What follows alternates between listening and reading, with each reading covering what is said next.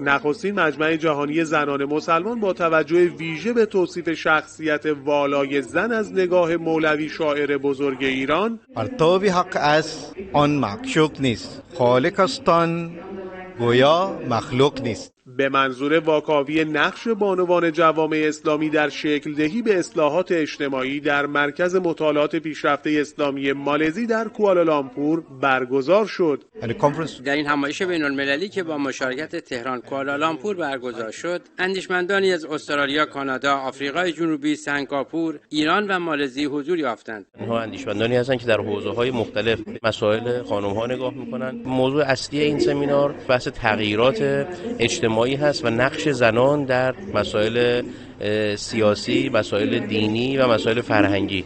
اندیشمندانی که در قالب ده‌ها مقاله و سخنرانی راهکارهایی رو برای تقویت و توانمندسازی نقش زنان مسلمان در رشد و توسعه و ارتقاء ملت‌های اسلامی ارائه کردند. مقاله من درباره قدرت بخشیدن به بانوان مسلمان در عرصه سیاست بین‌الملل، به ویژه نقش موثر آنان در تبیین و دفاع از حقوق زنان و کودکان بی‌پناه فلسطین که در جوامع غربی نادیده گرفته شده.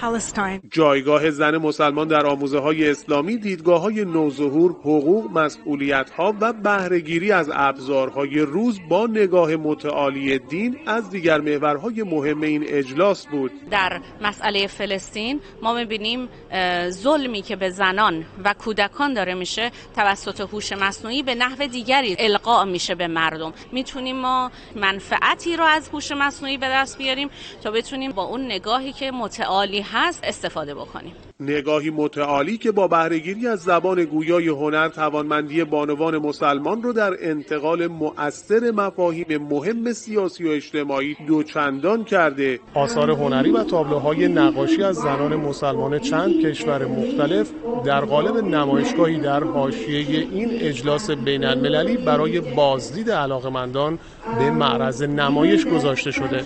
اسماعیل پوراجی، خبرگزاری صدا و سیما، کوالالامپور.